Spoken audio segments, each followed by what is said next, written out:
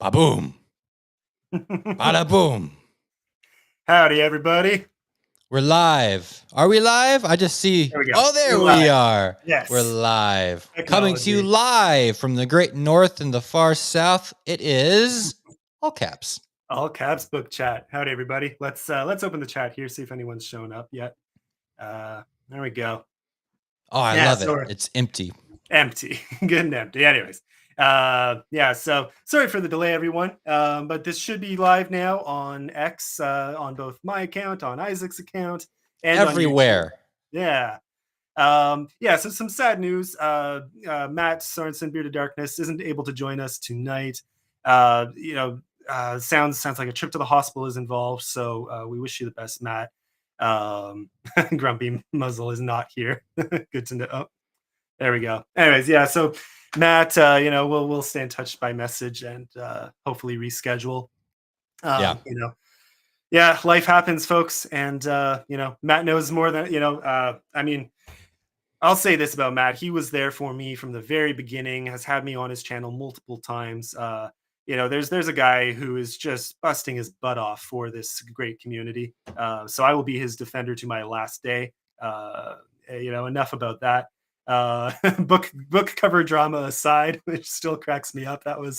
We've moved on. The Twitterverse has moved on from that drama to ever greener pastures. Yeah, like romantasy, but let's not get into that. Romantasy, yeah. Oh gosh, everyone loves that. Yeah. So plan is to reschedule, but we're gonna hang out for a little bit tonight because this is fun, and I'm a little bit selfish. I get to hang out with all of you for my birthday, so crack a beer or two. This isn't just a live stream; it's a birthday party. It's a birthday party. There you go. So yeah, what do we, Isaac? What are you drinking tonight? I'm out of my beverage, so I've switched over to my second beverage, which is a gray cup of water. Fair enough. Well, you had some kind of fancy thing. You had some.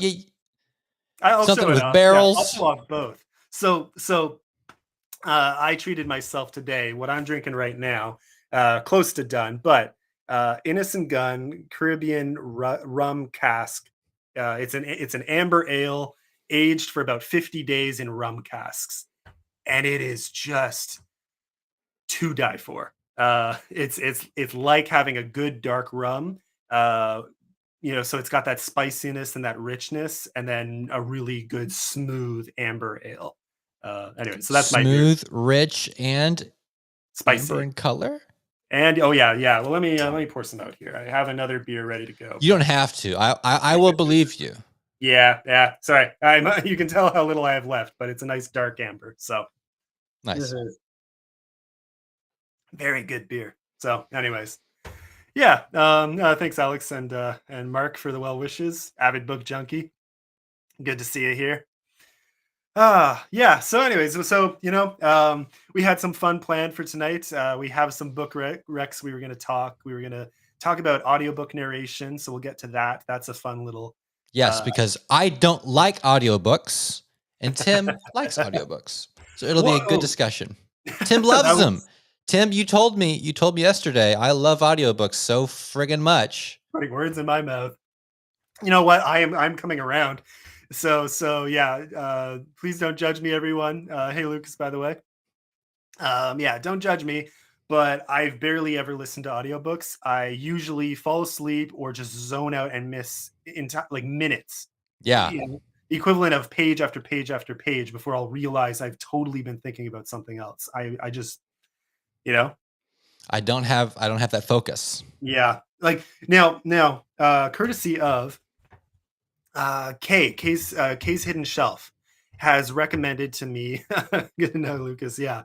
We have a true audio man in the chat. Yeah, good. We can have a lively debate. That's what we wanted. Now we can actually have it. So, Lucas, you're on the defensive here. Well, I say that, except I'm working on my audiobook right now, so I can't.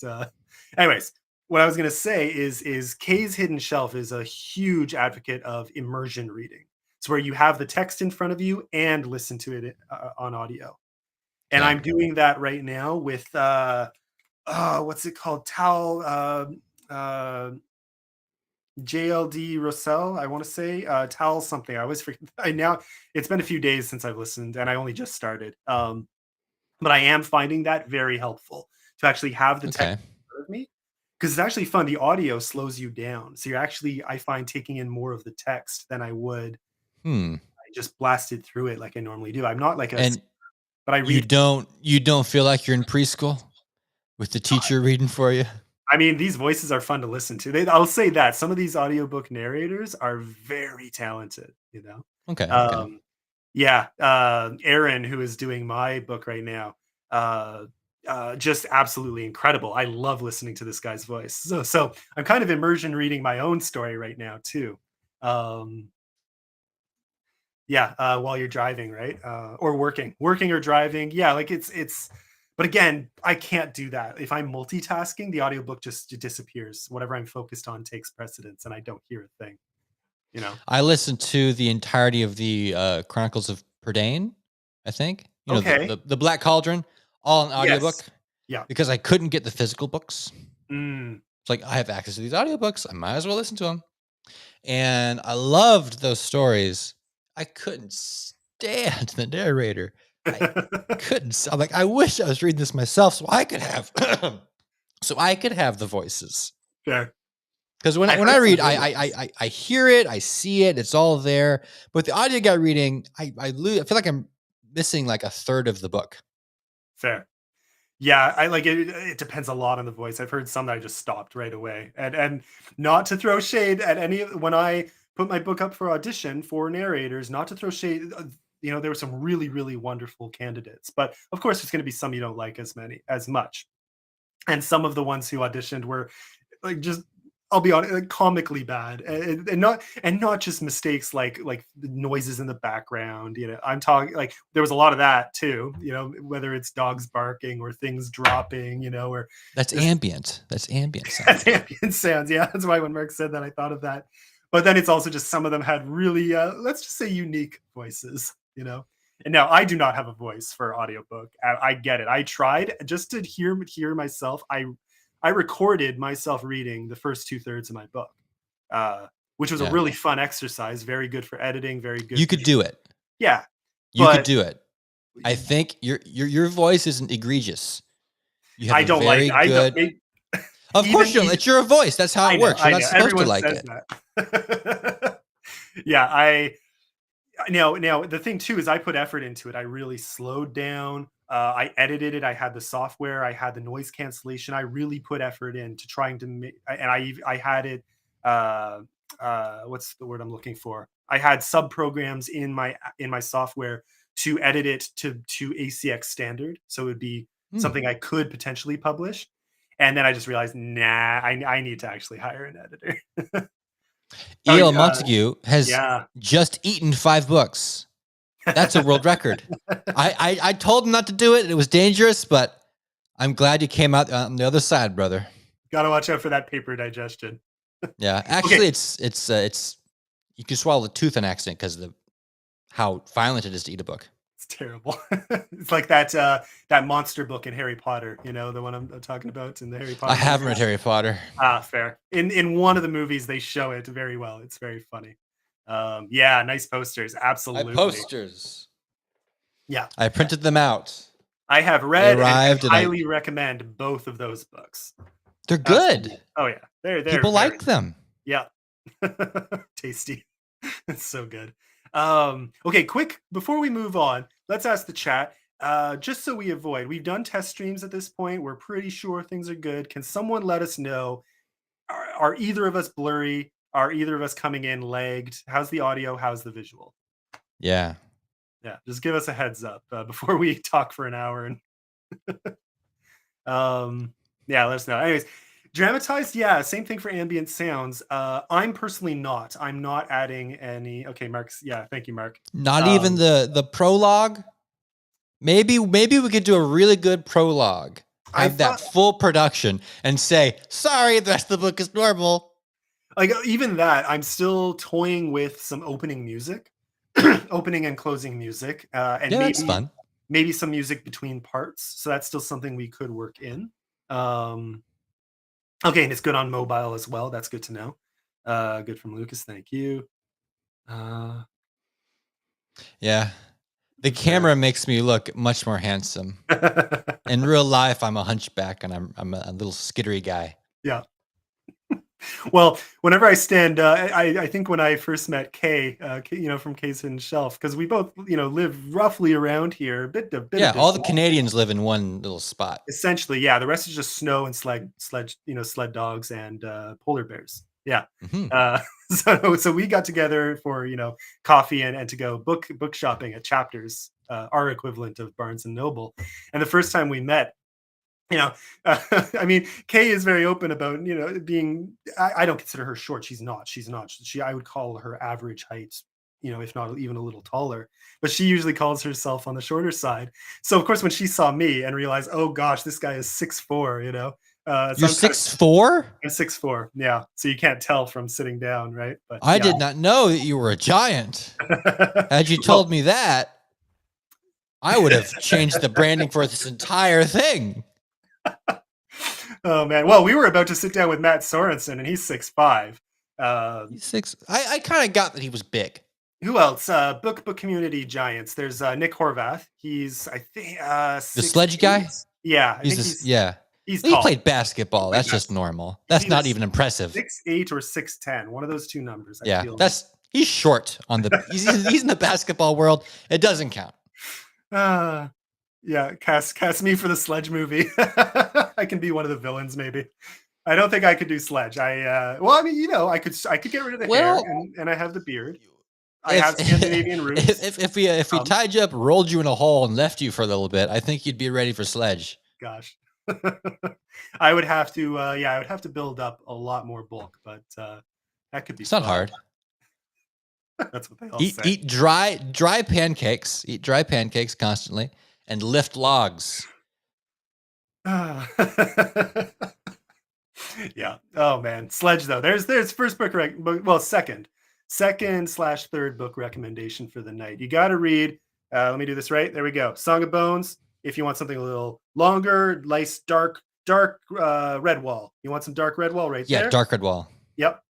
And if you want a nice novella length, twisty story, Garden Maze right there. Freaking awesome book. Love both of those. I love that twisty, unpredictable adventure kind of story. So yeah, highly recommend. You'll love the next one. I'm very excited. Yeah. When is that? I feel like we've talked. Don't ask me that question right here. I apologize. Mike Hey, Molman. Mike Molman is here. here. He just got off of a show himself. Yeah. How you doing, Mike?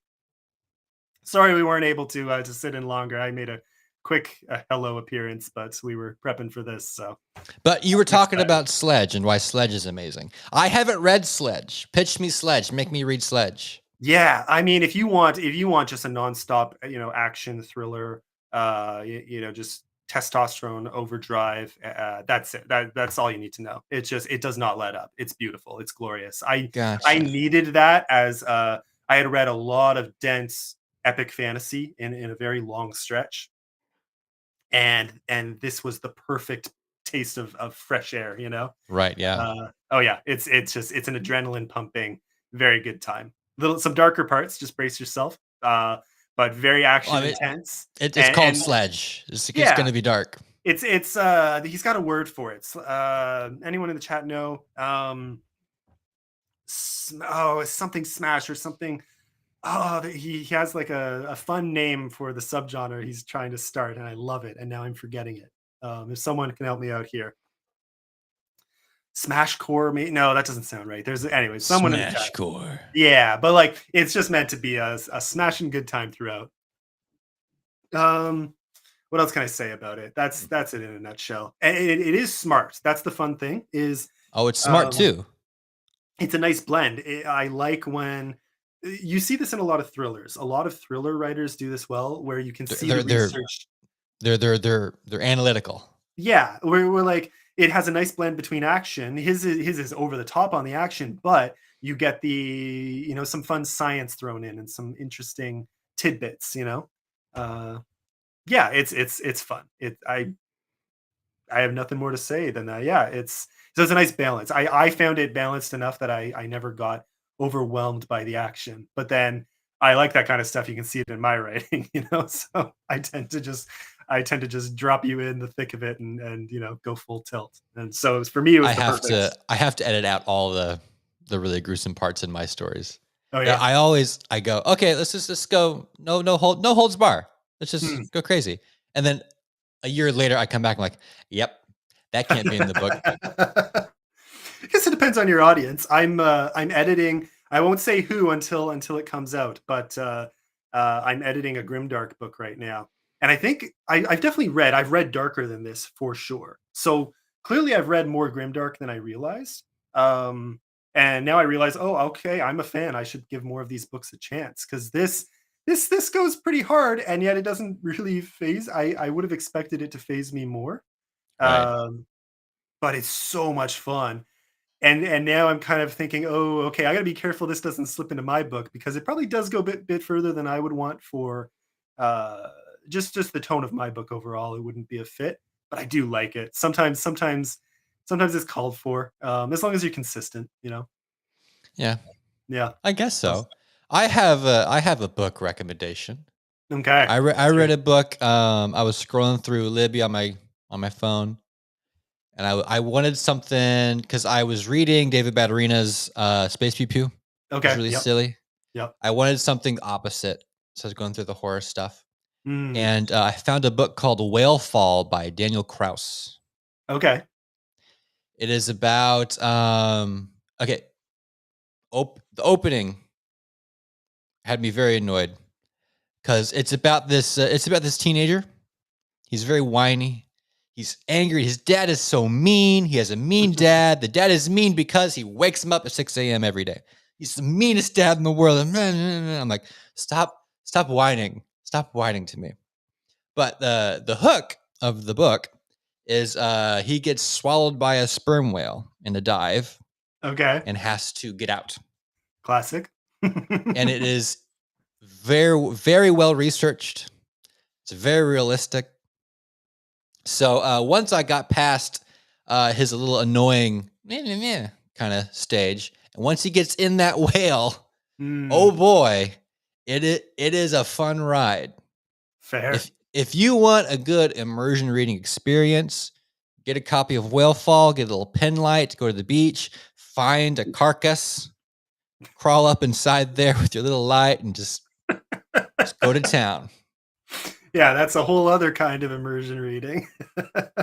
That's gross. It was great. It was really its writing style was very not poetic but close to poetic. Mm, So it yeah, was a very flowery, not flowery, but it was fun. It was fancy and fun. Yes, I can yes, smell you that. could definitely smell and feel as you're Yep, in. I mean, if you're afraid of the deep dark water, this is the book you want to read. fair. It was really good. It didn't have chapters. It had his PSI pressure in his tank. Oh, So okay, the that's book fun. opens with 3,000 PSI. And you go, "Oh, okay. Yep. It was a good book and it was short too. Mike, you'd like it. It was a short book cuz he only had the poor kid only has like an hour of air, so it can't be an epic. Yeah. It was really Oh, good. But it would jump back and forth between like it would do flashbacks. Usually I hate flashbacks. yeah. But these flashbacks are done really well. You got to learn more about his dad, and he grew while he's being digested in a whale. He grew to like, okay, my dad wasn't so bad, but my dad was While bad, he's being but my digested dad in a wasn't way. so bad. It was great. Yeah. At the ending. It had a very. It was like, oh, it gets you in the feels. It's really good, and he's being digested by a whale. Like I very much understand the hesitation around flashbacks. I'm getting more comfortable with them because used well, I do see they can be very important sometimes to pull Yeah, away.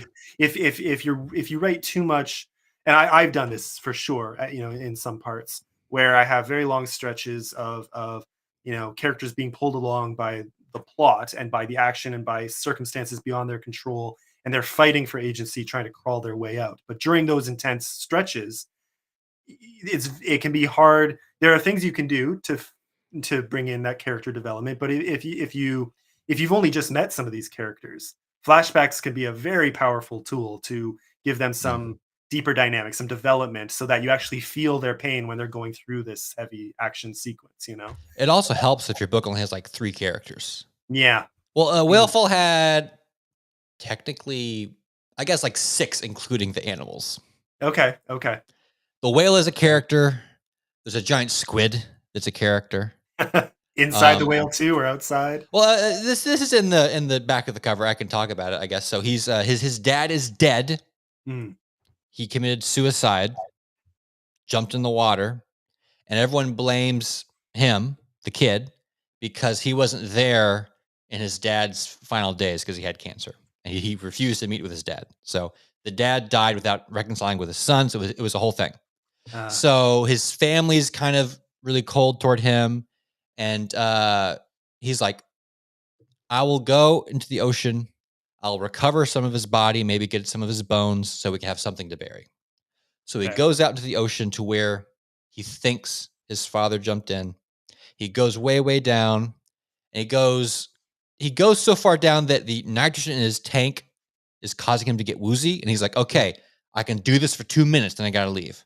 But while he's down there, he sees flashes of light. He's like, I must be hallucinating. But it was a giant squid. Ah, And he's like, this it must be sick and dying because they don't ever come up this high. And he's like, this is crazy. I'm seeing a squid. And then he gets hit with this super loud noise. He looks down. There's a sperm whale coming right at the squid, and he's right between them. And oh, it's good. a day in the life of Jay. Yep. Yeah. So Jay, I understand it was very traumatic for you. I hope it was speedy recovery. I don't want to spoil the book, but dang, Okay, that sounds fun. was that a book? If it wasn't for this grimdark I'm editing, my last few, you know, I also edited a very absurd humorist book recently. That was a lot of fun. But another one, I'll wait till it's closer to coming out to talk about it. But then the last 2 books I can talk about having read. One I'm reading now, and the one I just finished reading, or the last book I finished reading, was Fogbound by NJ. I want to say NJ Alexander. Nick writes on I've X. Nick seen it writes, around. yeah. So Nick Alexander, great guy. Fog. It's a lot of fun. A lot of great fog jokes out there. So and then the Rick Roll Fog meme. jokes are my favorite kind Oh of yeah, joke. that's some good social media presence there. Yeah, we've had a lot of fun. We had some back and forth where Nick bought my book, and oh, that's funny. Sorry. Okay, we're interrupting this because a guy named Poor Rick had a Job. similar I tale. think you mean Jonah. Jonah is the guy who got add up. Yeah, Job just got boils, and his wife is mean to him. Job had a hard time. But speaking of boils, in Fogbound, the reason I'm thinking about it is because There are uh, boils in Fogbound. there's a character with boils, and I feel, what's the name? The boiled Was something. he like the kid from Fairly Odd Parents with the boil on his face? Oh no, this is a whole other level of just. I think the reason I'm having such an easy time with this grimdark book is okay. If you're reading a grimdark book, you expect a lot of that, right? You expect a lot of Boils, intense yeah. I'm gore and expecting those boils. expect. I don't know, but you're expecting grossness. You're expecting intensity. You're expecting carnage. Uh, but the overall feel of Fogbound is not quite young adult, maybe Okay. new adult. Like it doesn't feel that much older. It doesn't feel too young either. It's a step above teen, but a step below full adult. A very enjoyable ride, and then it throws you with this the boil something man. I forget the name. Ooh, the boil man? Oh, there's a lot to this character. It's a very, very fun, disgusting character. Okay. I don't want to Okay. spoil So anything, the but book is called Fogbound. It has a boil man, most of the story follows a character who's dealing with but there is a boil man in the the boil book. man. And yeah, Okay. It's yeah, on my list now. it's fun. It's I that want to read the character boil alone. man. To me, I don't want to spoil anything, but it was very fun how this character was written, developed, and it was a nice. It gave a whole other feel to the book than what it already had. Nice intensity. Um, Cripes had a phone call and lost the cast. Yeah. It's okay. I'll give you a really fast recap. I read a book. A guy got ate by a whale. Got ate by a whale. Tim McKay is reading a Boyle book about a man with boils. He's not the main focus of the book, but he's in the book. Fog and Boyle. Fogbound has a Boyle man in it, and it's apparently very good. You'll remember the You're Boyle. caught up. You're caught up. And then the one I'm reading right now, Forsaken Planet by Brian Wilson. And that's so far, I would say, kind of the same age group. You know, kind of a young adulty sci-fi slash. I think I had heard it was heavier sci-fi space opera. So I had a fun time discovering right away. No, it starts on Earth, I think present day, and the characters get swept up into let's just call it alien affairs. But I don't want to deceive with that. It's just, yeah, you know. So it becomes that is my guilty pleasure kind of read. Yeah. I love that stuff. Yeah. And it has kind of, again, I don't want to spoil and I don't want to oversimplify, but it has kind of a unifying fantasy presence to it, like the Force. It's nothing like the Force really, but if you go in expecting that sort of magical element alongside sci-fi in a young adult sort of tone and setting, okay, that's what you can expect from Forsaken Planet. And I'm enjoying it so far. I think it's 600 pages and I'm about 400 in. So okay, so it is a Mike Molman does not approve. Yeah, Mike I don't think would read this. Sorry, okay. Mike. The 500 page limit, it'll get you. I'm gonna make my font for my next book is gonna be smaller just for you, Mike. I am gonna. I probably don't do that to poor Mike. Mike tries so hard. You can't do that to poor. Don't stop being a bully. Stop bullying Mike. Well, you know what? See, Mike and I have reached an arrangement. He knows that my book is divided into 3 parts, and they're kind of all digestible on their own. You know, so there are ways around this limit that I've discovered. Good job. Yeah. What about you? Anything on the go? Now that you're done your gross whale tale. Oh yeah, the gross. I also just finished a book by Peter S. Beagle. I don't have it with me right now. He's the guy who did Last Unicorn. Yes. Okay. Read Last Unicorn. Mwah! Oh, I love that. I love it so much. So I did some Googling. What else has he done? Because that's the only thing I've read of his. And they said his best one was called Innkeeper's Song. Innkeeper's Song by Peter S. Beagle. This one is definitely more adult. It had some more spicy items in it. But I didn't like it as much as Last Unicorn, but it was a dang good book regardless. Fair. After I want to read Last Unicorn. I've heard good things. I love it. I gave it to my sister and she's like, whatever. You are a baby. There's nothing worse than a book you love recommending it to someone and them just saying, whatever. It hurts. It hurts my soul. I did that with my favorite book of all time. I recommended you know what? I have it here, so I always recommend it. Taliesin by Stephen R. Lawhead. I recommended it to someone, and their comment was, "Oh, well, you know, it feels like they're trying to write in an older period and something." I was like, it's set in like Roman Empire era Britain with Celtic tribes at war. Like, what were you expecting? You know, it's like half the characters are druids, and so Mike Molman would like this, I think. Yeah, he likes druids. Yeah, you know, becoming a druid. What's the page count? 400 something. I think that's towing the line, but it does have druids in it. Oh, he likes it. He knows it. 486 pages. 486. It's under the line, Mike. Yeah. Oh, that's funny. Yeah. I love that series. Those are it's a mix of British and Roman history with Celtic lore with a little bit of mythology thrown in. And it's very, very fun. And then it's Arthurian legend is what the series develops into. So it's kind of meant to be the before Arthur, what leads up to him. And anyways, very well done. Innkeeper's Song by Beagle. It was done. It was multiple perspectives, but all in first person. Okay. and it was like they're being interviewed by somebody. Like they'll answer a question, but you don't know what the question was, but they'll answer it like in the middle of Ah, something. And it was very conversational, but it would go into this amazing prose, and it was glorious. And the ending was like it was one of those fantastic melancholy, don't want it to end endings because the fair. characters were so great. And it had the best wizard magic I've read ever. Okay. Because it wasn't just normal magic. It was done and described in a way that I've never seen before. It was wholly original. It felt really, really, really deep without Mhm. it being obtuse or hard to read. It Fair. was it was great. I when I was done with that, I was like, I want to write something that is as good as that in that style, but I want to do it sci-fi. Nice. Because I see fantasy, they have this nice fun prose often, Yeah. especially if it's someone really good like Beagle. They do great prose.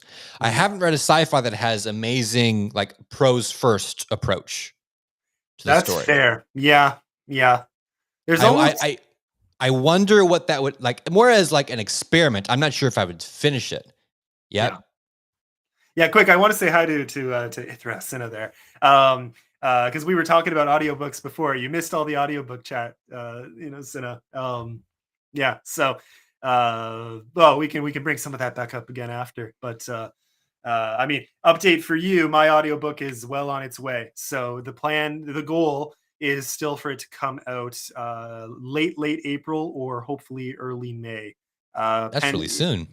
Oh yeah, like it's well underway. As if things go to plan and Aaron is confident, essentially he's confident we'll be done.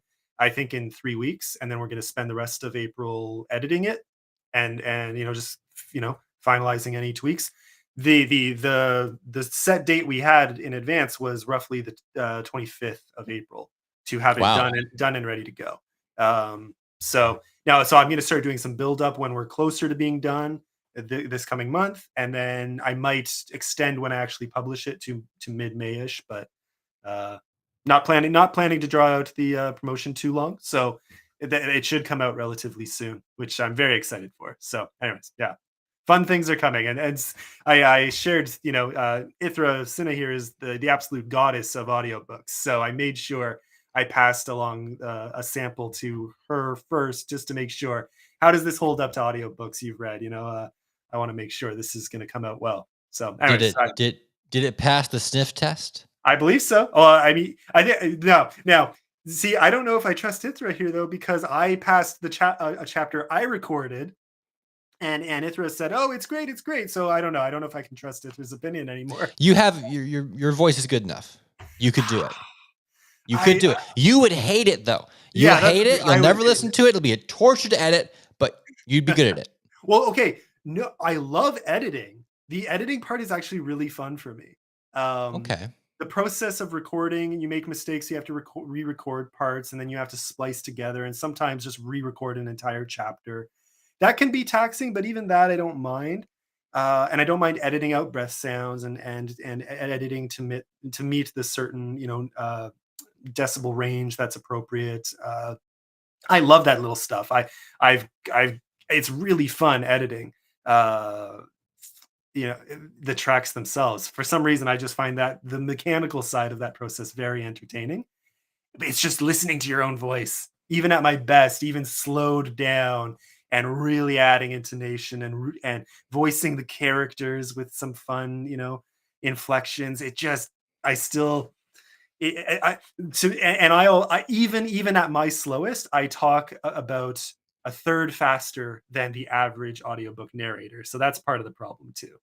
I was really, really slowing myself down and putting the same chapter side by side. My narrator was at least like 5 minutes longer.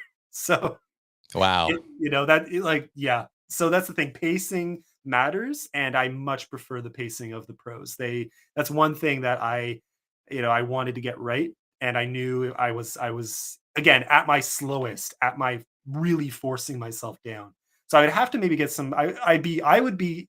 I don't know about you. I would love to get training at some point to really look into the different techniques and different things I could do to improve and maybe try it again later. But You buzzed your lips. Go. I all the little warm up, yeah. Yeah, go up and down. One I saw, this one actually works really well. So I'm curious if anyone's ever tried this. It was one I was shown. Yeah, where did I learn this? It wasn't online. It was it drama? It wasn't in school. I did have some vocal coaching at one point. I don't like. I'm trying to remember the context. I just remember what they said because it stuck with me for years. So what you do is You bark. you Barking helps too, I've heard. well, no. So what you do is you stretch yourself by you come up with a few phrases or I used to have a list. Um, and now I usually do vowels and then maybe add a few consonant words in. And you start at your absolute lowest, and then you say them all again at your absolute highest.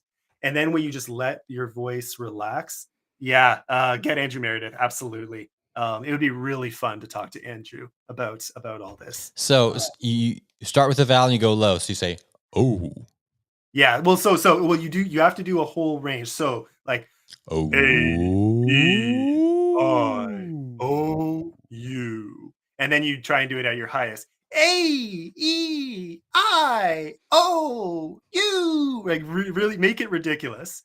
You And went to then, VeggieTales territory there." yeah, absolutely. But then when you just start talking naturally again, you'll find yourself resonate. Like right now, I'm putting zero effort Oh. into how I talk right now. Okay, so you go, "Oh, oh, oh, oh." Then you go, "Oh, oh, oh." Then you go normal, and you have a normal sounding smoky voice, and everything is fine and dandy. Exactly That's the that. secret. Doesn't it kind of work? It worked flawlessly. I see.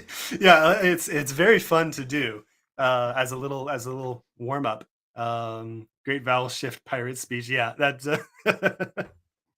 yeah, maybe a bit of a shift from the normalizing, but no, you get the point. It's a nice.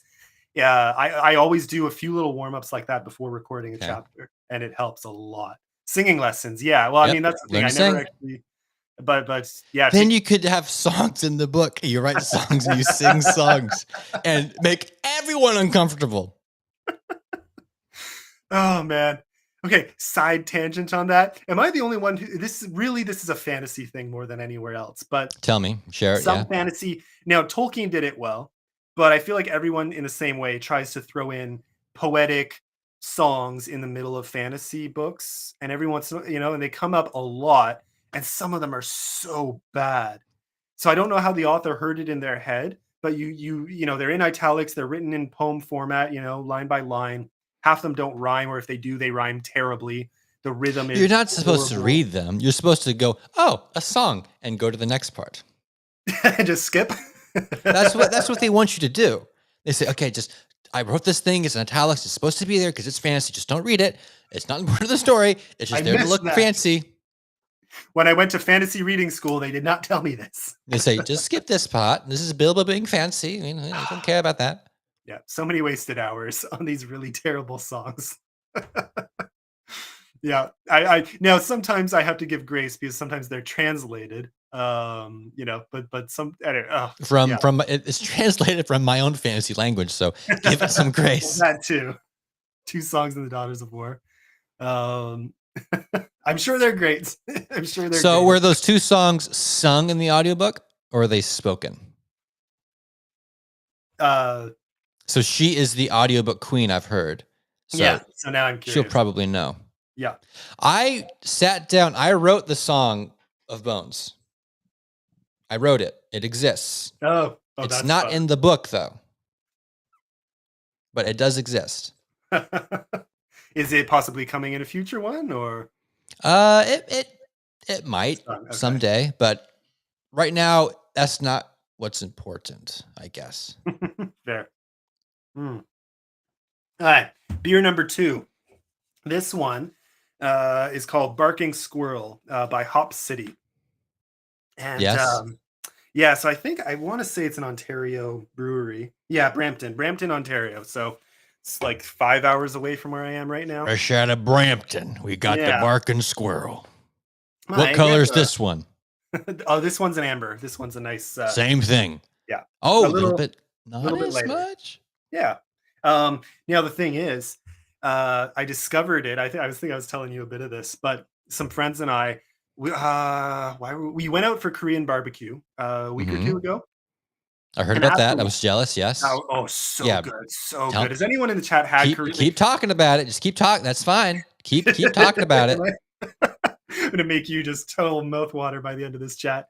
Yeah, anyone, if you haven't had Korean barbecue, it is so much fun. They bring out a Korean. He cooks for you. It's barbecue. It's fantastic. In this case, we got to do it ourselves. So they put the stove top, or the tabletop stove in front of you. They bring all the meats. They bring a bunch of kimchi, a bunch of japchae, which are like sweet potato noodles with some veggies thrown in and a nice sweet sauce. I like Uh, that.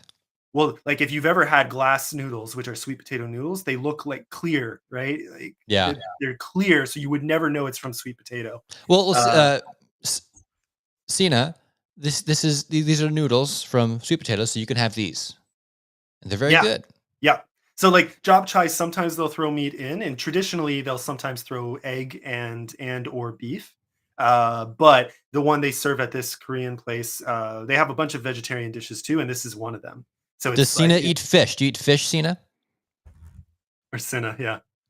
Is it Sina or Sina? I want to say Sina, right? I always say Ithra because I know Nora's Ithra from my previous account, so it's habit now. I refuse to change. No. um, Yeah, no, forget about the meats. They still have a lot of really good vegetarian options. They bring out veggie platters you can put on the grill too, or instead. They have really good dumplings, Mm. vegetarian ones, I think. Yeah, they are. They're veggie dumplings. What else? Like it's a very and they just bring out as much as you want. So me and two of my friends, we eat our money's worth. That's for sure. And That's then great. I'm very happy for you. yeah, Very happy for you. I'm That's gonna great. rub it in as long as anyways. Okay, so once we were done, this amazing, delicious, mouth-watering meal, hours later, we searched around the area for a bar, and we found the most stereotypical Canadian bar. I most of our bars. I've gone to bars and pubs in the U.S., few different So cities. they're so you're saying most stereotypical. So there was a guy with the Well, here's the thing. Most of our cap with the bars, ball on. It says, "Hey, there's a mouse in the beer bottle, eh?" Uh, Those no very strong accents, but get ready for okay. this. Okay, so again, most bars I've gone to around here and are very comparable to what you get in the States. This hockey jerseys and Okay, yeah. stuffed animals, like I'm talking elk heads and stuffed owls Oh, and eagles stuffed and and mounted animals, not yeah. stuffed, not being. I was thinking Beanie Babies everywhere. It No, no, was oh, so sorry, you're right. Canadian. Yeah, no. I'm talking mounted heads and stuffed like birds of prey and Okay, stuffed foxes. I think there was one or two foxes and a beaver gotta have a beaver. Yeah. like it was, and I'm talking not there was no space on the walls. It was just in your face the moment you stepped in, Okay, so this is a real bar. oh yeah. Oh yeah, I was blown away. I've never seen something like that. I've never experienced something like that. So we're there just having a good time and laughing our heads off because like now we felt like true Canadians probably for the first time in our lives, except for eating beaver tails. Because you're not a real Ah. Canadian until you've done that. Yes, They're, eat the tail of the large rat, and you shall be they're not Canadian. real tails, but anyway, if you've never had a beaver tail, they're probably grossing you out, and that's by design. They're very tasty. Okay, I have a story about that. But anyways, so we're at this Canadian I have a bar. beaver story too. I could share. Perfect. I well, anyway, And I shouldn't say anything. Oh, this anyways. Nope. Okay. Okay, back on track. Yeah. I'll get to this. There's a story there. Okay. But long story short, we sit down and I was looking for a good amber beer from the menu. And the guy, I said, okay, out of these two options, which would you recommend? He said, oh, that one, that's more of an amber. This one's more of this a, one right here, eh? Right here, yeah, this is the amber one, eh? we don't talk like that. Not even You said Newfie it was stuff. stereotypical. You said it was stereotypical Canadian. That's fair. Okay, so yeah. Okay, okay. If you've ever seen Letterkenny, Yeah. okay, so that is real. There are absolutely Letterkenny towns where everyone absolutely talks like that, and some of them are near here, kind of around Ottawa. Within our cities, it's more and more like U.S. sounding, really. Okay. Just generally, maybe I've closer been to to Canada the one time. I've been yeah, up there. I've yeah. seen it. But once you get to small towns, you definitely get that culture and those different voices. It's very fun. Yeah, different accents and people saying words like slippy, and a becomes every other sentence. Everything's a Yeah. question that ends with a, You know what I talk about, eh? yeah, like it just never ends. Anyways, long story short, that's where I got introduced to this beer. It is now, with the exception of this, which is technically an amber as well, this rum cask one, but with the exception of this rum cask beer, Mm. uh, Barking Squirrel, great name, I love it, and it's one of the best ambers I've ever had. It's so smooth, just very tasty. Well, this right here, eh? This is a Water, great cup of water. It has a speck in it. Not sure what it is, but it's probably edible. So my gosh, so good. Okay, make do with now what you got, eh? I'm very curious. Has anyone here, whether it's you or just anyone in the chat, has anyone had a beaver tail? Do you know what I'm talking about when I say that, or are you just picturing Well, in big rodent Oklahoma, we had a pond, and it was a man-made pond. It was important for it to stay a man-made pond, tail? and we had these beavers were just chopping down trees, and we were still pretty new at the farm thing. We've probably been there a year, and we're like, we gotta get rid of these beavers. They're gonna destroy everything. So my dad was working at a place that did software, and Mm. one of the guys is in Oklahoma. He's like, I got a high powered rifle you could borrow. It's a high powered rifle.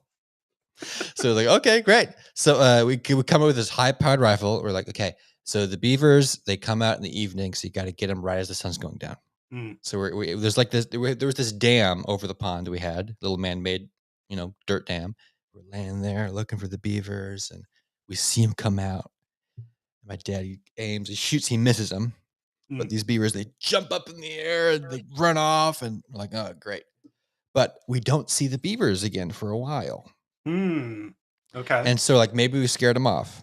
So Yeah. then we go out to where the beavers hung out because we want to go see, maybe we did hit one, and we're looking around, and I had my big boots on so I could step around in the water. I'm looking around. We go in this brush, and I look down, and right at my feet is this massive beaver just laying there.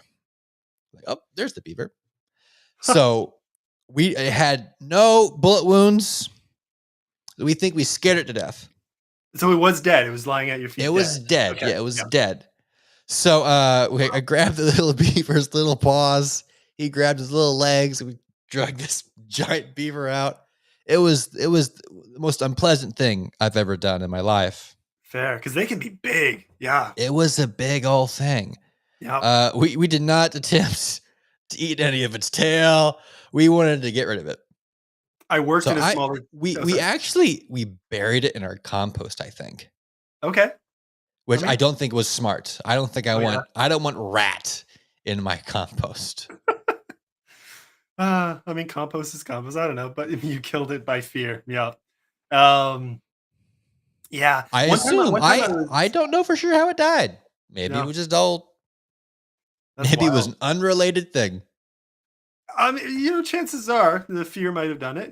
That's interesting. That's wild. Yeah, like I think I've only seen beavers in person maybe 2 or 3 times. One time it was right next to me though. I was perched, sleeping, like just resting. I was reading and perching on a branch next to a stream, basically out in the woods. I used to live near the Trans Canada Trail, so beautiful area, lots of woods, and this big, nice flowing stream. So I found a branch. It was a bit of a trek from where I lived, and I found a branch that I could actually sleep on like a hammock. It was so perfect.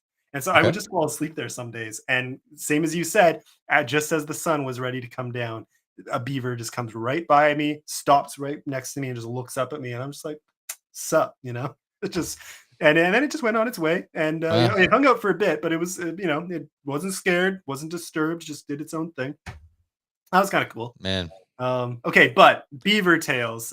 Beaver does not a rat make. Yeah, I mean that's the thing. I like beavers are cute. I find beavers Uh, really, and they're they fun. they got they got the rat face. They got the until you've held hands with a dead beaver, you don't get to say if it's a rat or not. No That one's thing at was a their best when rat. they're dead. No one's at their best when they're dead. Come on. Well, yeah, I don't think it was much better than that. Okay, so beaver tails. Now, there apparently Texas has a beaver tail company. Funny enough, so they are branching Sure. out in the U.S. But what a beaver tail is in Canada is Now it's not a real beaver. It's something it's a else, right? pastry. It's a pastry in the shape of a beaver. So it's like So beautiful. very thin, very flaky. And usually the classic is you get it with some cinnamon and lemon juice sprinkled on, and Okay. it just melts in your mouth. So here in Ottawa, we have the Rideau Canal. I think it's the longest or one of the longest, essentially skating rinks in the world Oh because wow. you skate on it. Yeah, it freezes over, and once it hits a certain point, every year they open it up to the public, and you can skate through. You can skate essentially the length of the city, or a Wow. huge stretch of it anyway. Yeah, I think I want to say I usually do a good 7 kilometer. I don't know what that is in miles. Sorry, uh, but it's a pretty solid length. And I used to where I used to live when I was going to university, I could get on the canal, skate to school. I would skate along the canal and get off Uh, at my university. so you were as close to a Norman Rockwell painting as you possibly could in Canada. Pretty much. And the thing is, when the ice gets really thick, they set up beaver tail stalls on the ice. So you can put your skates on, go skating, and grab a beaver tail pastry and a coffee or a hot chocolate and sit down with your friends and then continue skating. And That's that's great. if you live in Ottawa, that is a Canadian tradition. And Canadians will come here just to do that, just to skate along the Rideau Canal and eat a beaver tail. That's So pretty good. That's that's a pretty good. fun, yeah. Beat that. Oh man, yeah. So that's more stereotypical for us than your average sledge dog, Newfie sounding polar bear, igloo living. Those are the usual Canadian stereotypes. But for us, it's beaver tails and apparently just mounted animals. You know, Yeah. yeah, and hockey, lots of hockey. That one Lots of hockey. oh yeah, Canadians do love hockey. That's We one got that, hockey down here in Miami. They go crazy for the hockey. yeah. I mean, it's true, That but that surprised me. yeah, I don't know. I feel like I've met enough people from the states who are pretty hockey obsessed. Um, Hockey's like the last true violent sport too. That's fair. That's very fair. Well, Yeah, you, I you feel got like you got boxing and ultimate fighting, I guess. So yeah, and I feel like they football don't give them doesn't. sticks though. Yeah, I mean, yeah, hockey can get pretty darn fun. Okay, side note again on beaver tails.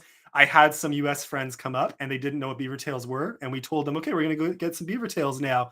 And I don't know why it made us laugh probably more than it should have. But one of the guys said, "Oh, should I get my Tabasco sauce?" And we're like, "What the hell are you talking about?" Then we realized he was picturing a real beaver tail. He thought he was gonna have real beaver meat and put on some Tabasco sauce. And Oh, we lost it. It was one of my like that was a great moment for us as Canadians to have this like to us that was the stereotypical US guy coming visiting and just it was great. yep. It was beautiful. Well, getting Yeah, things back on books. on books. Um, I don't know if you did this or not, but we were going to ask questions about different kinds of books you'd recommend. I had Mm, one category called weird books. Did yeah. you have a weird book you want to recommend? Other than let me think. Yeah, because I have a few, but I don't think anything compares to the one I just read. So I think I was gonna leave it to you and Matt for that one. Um, yeah, even Starlight, not as much. Honestly, no, because that's the thing. I've never read weirder than the book I just edited, and it was Okay. hilarious, really, really funny. So I will be absolutely promoting that when it's about to come live, because the author did a really good job. Not it wouldn't be for everyone, but it was very fun. Besides that, I think the top weird, twisty book I've read in years would be there we go, Garden Maze. That would be my recommendation for weird and awesome. I love It's that weird kind of. and awesome, people. Yep. You heard it here. Yep. Like, go get it, folks. Honestly, I'm not joking. I Well, am the weird genuinely book, excited for part two. it's it. I've never been more satisfied with an outline ever. Awesome. Okay, so the weird book that I recommend, I have two. The first one I want to talk about is called LMNOP. I feel like I've heard. Okay, go You on. might Yeah, have. So yeah. it's a book by Mark Dunn. It is about this town. This, I think it was an island. It's been a while since I've read it. But Hmm. this island is the birthplace of the person who wrote the sentence, "The quick brown fox jumps over the lazy dog." It Huh, contains all letters of the alphabet, and they have a big statue that's with fun. the saying there. And one day there's an earthquake, and one of the letters falls off. And they go, the town mayor says, "This is clearly a sign from the universe. That letter of the alphabet is stricken from our vocabulary forever." And the book itself says, "Okay, we're not going to use that letter anymore." And the book goes on without using that letter. Oh So gosh. it chooses words and sentences, and as it goes on, more letters start falling off, and the book gets more and more strict with what it can say. Really good.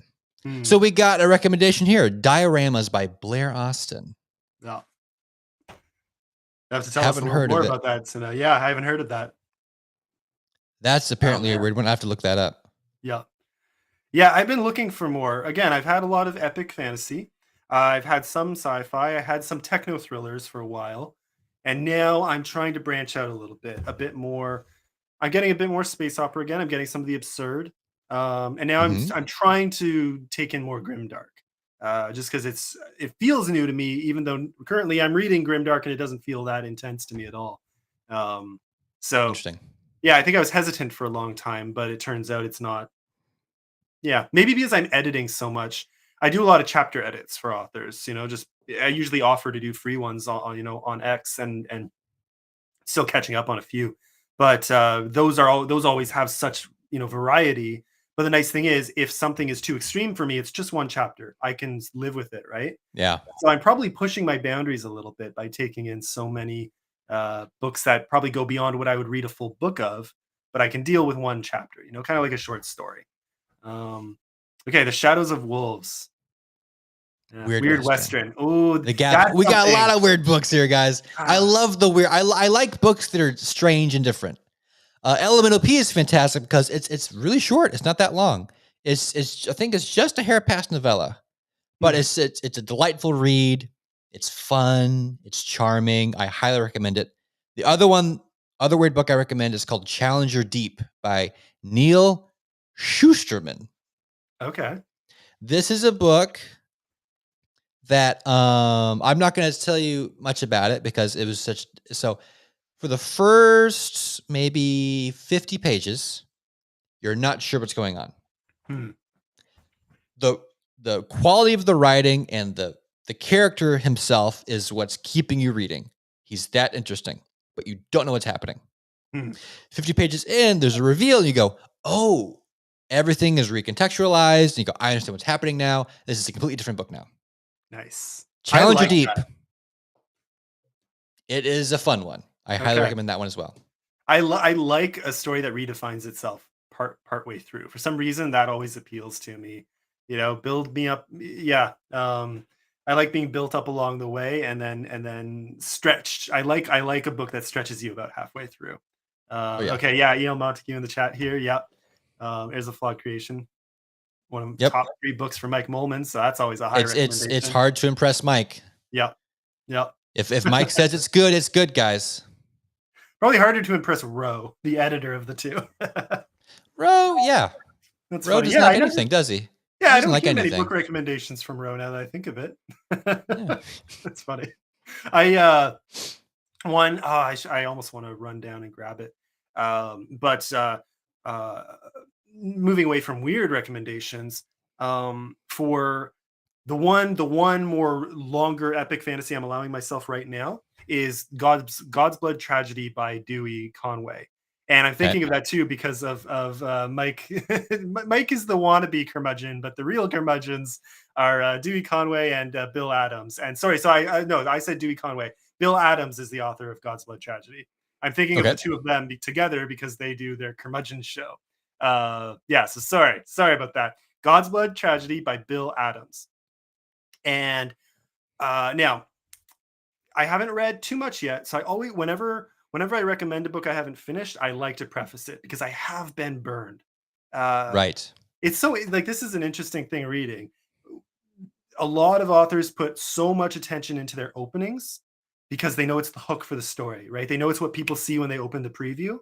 And I have been burned by longer books that drop off after about 50 to 100 pages. And I mean, Yeah. really drop off. Two of my very first indie read experiences were like that. And it really gave me a bad taste. I was like, oh no, is this what this community is putting out? Because otherwise I had heard good things, and then I immediately started reading more. I read Starlight Jewel by E.L. Lyons, just freaking fantastic. So since then, I realized, okay, no, there are really good indie books out there. If anything, I read almost exclusively indie now, and this is one so far I can really recommend. You mentioned prose earlier. I am loving the prose. That I like the thing about weird books or comedy, more comedy edge books, or I like variety. I like some books that are not shooting for highfalutin prose. Uh, I like I like sometimes simpler, but when you find something really really good that just hits all the right notes, it's not purpley, it's not too flowery, it's not trying to be bigger than it is. It just inherently is beautifully written. Yeah. That's and to me so far, God's Blood Tragedy is delivering on that. I'm really Okay. impressed. Yeah. I am a prose guy. I Mm, really like the good prose. If the prose is struggling, it's hard. I can push through and make myself like the characters, but if the prose is, I mean, I love Peter S. Beagle. mm. You can't. It's hard to get better than him.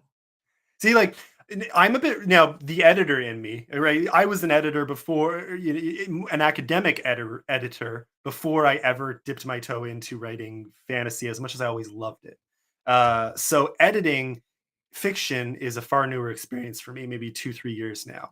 Um, so here's the thing: because of that more technical editing side, from editing PhD and master's level, journal entries and articles and books to a lesser extent, but some. So because of that, I can't turn that part of my brain off. So I can accept simpler prose if it's not as flowery, but it's still consistently good Yeah, in if it terms of, works. Yeah, if it yeah, works. if it works, that's the point. If it works for that story and the quality is good. But some people will tell me, so I realize a lot of people in this community will disagree with me on this, and that's totally okay. I get it. I really get it. But I just can't turn this part of my brain off. If if the book is riddled with grammar errors and spelling errors and logic errors where like a sentence just makes no sense whatsoever by any stretch, Yeah. and this happens over and over and over and over again through a book, you can't pay me $1 million to like it. You could put a gun to my head and I would still say this is terrible. Like I can't. I just can't. Million I dollars gun to my head. I might. I can't do it. I can't do it. People tell me they love some books and I read like 10 pages of them and I'm out, and I will still finish it. I find it really hard to DNF books. I will push through, but oh my, oh my. I know some reviewers who I really admire, and then they'll say what their favorite book of the year is, and I read it and I'm like, how? How? I'm so harsh that way. Well, But then maybe it was the one of two they read. Well, but then I realize, oh, the story, and I am, trying to pay more. I'm trying to give more grace, and I'm trying to really learn Yeah. to value the characters and the story. And the thing is, a lot of people in this community will say, and I think rightly, all of these books have something to give. And if you search long enough, you can find those gold nuggets. So I try to be better. I try to be better that way. But Jay, if you want Harry Potter to be for you, he'll be for you. or That's how it or Jay, are works. you saying that you don't like it? Yeah, I'm curious. Is this Oh, a is good? that for me? Yeah, Oh, okay. You're saying you don't like Harry Potter. I yeah. I get you. think I think, but I let's see. thought you were like going through like a religious thing, like you weren't sure. You're still deciding whether or not to dip your toes. Well, funny enough, my this isn't meant to, this isn't I'm not going to go far into this, but just from my more religious past, I was told at a young age, Just the names are difficult. Like, that's fair. That's fair. When we're going and fantasy or something like Harry Potter, a lot of difficult names, Yeah. uh, accents. Yeah, it can be. Yeah, that's fair. Um, when it came to Harry Potter, I read them all when I was a lot younger. And not all of them had come out yet, and then I read them as they came out. But I happened to be going to churches at the time with some people who just adamantly believed it was a sin to read Harry Potter. And I didn't know that. I didn't know that the churches we had just started going to believed that. So I had already read them all. And so Oh I no. went once, and I was the guy to go to. I was the guy who knew his Bible. I was like, that there's this. It's a big part of my life. So I go to Sunday school one day. Like it was a youth Sunday school, so for teenagers. And I go, and one of the guys comes up. I arrived late, so I guess I missed the opening conversation about Harry Potter. So this guy, one of my friends, comes up to me. He says, Tim, such and such. They actually said they've read Harry Potter and that they don't think it's a cinder. Can you believe that? Can you believe that one of our friends would how? Oh, I can't believe that. Please come and set them straight. Tell them He the said, verse. "Where is he? Let me at him. Where's the Harry Potter fan?" Like, I somehow wiggled my way out of it. It was really funny though to me. I'll never Oh forget just man. how sure they was it was pure evil, and I was an adamant fan. It's yeah. Very fun times. So yeah, I get it. There are some or some frustrating terms. Some yeah, like I readability is important. So I don't like books that go too far off into their Yeah. own world. That where or there are ways to ease you into tougher terms, and not all authors do that well. So I get it. I do, but I'll always be a fan. Back to Cena's comment, Cena, whichever way you want to say it, saying that she likes the lyrics. Good prose is like lyrics. I agree. Just like The lyrics. other Yeah. thing that I don't know if this is the prose element of it that I love or the creativity part I love. Like somebody like Peter S. Beagle, his stuff is like lyrics. Hmm. But what really makes me like him, he writes things I've never read before. Hmm. Like I've read He Looked Over His Shoulder a million times. I've written that, looked over his shoulder, said something. Yeah. Beagle finds a brand new way to say it I've never seen before, and he Hmm. does it in a way that's lyrical and amazing. It paints the perfect picture. I love reading prose that's good and that I've never read before. And that's hard to find. That's fair. Jenny Wirtz. Yeah, I mean, okay, so Jenny is an awesome person and just an incredible member of this community. So like, this is just one where I have to be honest, not for me, but I get it. It's very, Okay. very, very. I would say a little too far into the purpley territory. What Where did she where what does she write? Curse of the Mist Wraith would be the one that I read all the way through. That was an 800 Okay. page book, very fun. Just not for me, and that's the point. So some of all of this really just comes down to subjective taste, and for Okay. me, whereas, well, again, I don't want to name, for example, the author I'm editing for right now. What I'm editing is for an upcoming Kickstarter. So it's essentially the second edition of a book that was already published and did very well.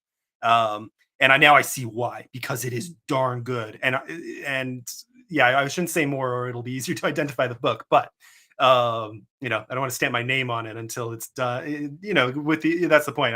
I always leave it to authors I edit for whether they want to, Yeah. mention me at all. That's I'm meant to be invisible. That's the point. But the prose is so good. And it's good not because it goes out of its way to, truncate sentences or add punctuation in weird spots, or it doesn't try to shock you with the brilliance of the prose. It just is brilliant. And Yeah. that's what I love. So those little turns of phrase just flow naturally with the rest. And this author, he is finding such fun ways to word things. That's Like, great. I'm having such a fun time reading it. I've never had so much fun editing a book. And it's already so polished that I'm coming in and just making little catches here and there, little tweaks here and there, but it's very, very light editing work. So it's kind of I'm getting paid to have a really good time. It's a very good situation to be in. Well, I've added Jenny Wirtz to my list of authors to look up. Fair. I'm gonna Yeah, like see. I think you would enjoy. I think you would. I think you would get a kick Okay. out of. Have you Yeah, read Beagle at all? I haven't. No. I would love to, because Beagle, like, he doesn't write epics. Mm. He writes short books, and See, that would be nice because then they even are if I can't take it, it wouldn't be it wouldn't be a huge commitment. yeah, Yeah. Okay. Yeah, that could be a lot of fun. he's Um, great. Last Unicorn, I'll sing his praises forever. It is Fair. the And how long final is say. that one? Last Unicorn's maybe 200 pages.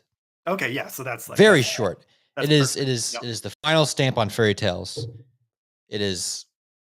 Wow. Very It's nice. Yeah. beautiful. Yeah, the more absurd book I say absurd, but I mean in a good way, like just very Yeah. absurd and funny in its in its efforts to be absurd. It was really well done, and that was about I want to say it was about 50,000 words, about 100 pages in manuscript form, but that would be about 200 pages or even a little more, depending on font size. Um, Published. So yeah, like that's perfect when you just want a taste of something. Yeah, it's like talking about book length. I like variety, so I like going from short to long, long to short. Yeah. So even in my own writing, I started with a much longer book with the Fall of Sylvandria. But I'm definitely for the next series I write, which I'm going to start before finishing this series. So I'm writing book 2 right now, and then my next book is going to be a new series, and I'm aiming for about 90,000 words max per book. Much more digestible. It also goes with the tone of the book too. It's meant to be more fun, playful, but I still I'm aiming for much yeah, much better. Well, better is the wrong word, but I am aiming for more of a flowing prose than me. I've gone for more of the action prose in my longer Okay. book. Yeah. Yeah. Yeah, You have different modes. exactly. I I'm trying write. I write Song of Bones different than how I write Garden exactly, Maze. I mean, exactly. Yeah. Well, it's fun. I mean, that's half the fun as an author is you get to play with these different tools and you get to test yourself in different areas and see what works. Um, I catch myself. I'm editing the next Song of Bones right now. I'll go through something like, let's make this sound better. I'll start to write it. I'm like, no, no, that's Garden Maze stuff. yeah. Let's switch back over to Song of Bones mode. Yeah, yeah, you have to stay true, which can be hard or limiting at times. Funny enough, I'm on a chapter in the sequel where every impulse in me wants to use like a richer prose style that does not fit the context of this scene. And so I'm finding fun ways to add texture to the scene without, straying into prose that doesn't belong. That can be hard when Mhm. you're editing. When you're editing for another author, it can become very easy to start adopting their voice. So I find ways to step back and get back into my own voice. I want to absorb Peter S. Spiegel's power. I want to absorb it. Have you tried copy work? I talk about it too much, so I won't do it now. But I probably should. I was reading Unicorn for the first time as I was outlining the Mm, next Garden Maze. So a little bit of that leaked in. fair. Yep. Um, I just I love how he treats it. It's a story and it's a commentary on fairy tales. It's so many things and it's all perfect. It's I'll talk about it forever. Fair. Yeah. Okay. How are we feeling, everybody? I think we're at. Is this right? Have we, did we? I guess we came on at what 8:15. So we've been on about an hour and 15 minutes. Yeah, they're about. Wow. I see a little timer up in the corner. It tells me an hour 14. Oh yeah. Do we both? Okay, we both get that in here. Yeah, you're right. Exactly. An hour 14. Yeah, not bad at all. And if this view count is right, look at that. Yeah, that's wild to me. How many do we have? 7 We people? 10 we people? have okay. So we've had 97 viewers. Sorry, Oh. 104 viewers from Twitter between our two accounts, and it looks like 5 on YouTube. Five viewers right now on YouTube. Um, Glorious. yeah. So I think the view count on X is total who've seen it, who've jumped in at some point, and then Yeah. YouTube is how many are live now. 5. They peeked in and says, nah, and they kept going. Yeah, I should have checked earlier. That's cool. Sorry, we are learning the different features of this platform we're using, and it's kind of awesome. I'm a big fan of Restream. Yeah. Let's see what we got here. Yeah. Did you mean Christopher Buehlman, Cena? I just googled Buehlman. Buehlman. Oh, Jay, did I call it? What did what did I call it? Twix or Twitter or X? What did I say? Now I'm curious. This is funny to me. Yeah, because I mean, I don't care. I call it Twix for fun because Twix. Yeah, I don't know. TW-X, and that makes sense to me. It's Twix because it was Twitter for me for years. I call it Twitter. Okay, I mean, come on. I don't know. I get it, but it's always going to be half Twitter to me, half X. Give me a few more years, I'll get there. I don't care. I'm not part of that dogfight. Do you recommend Black Tongue Prince, Cena? Is that the one to read? Let's get that back up. Yeah.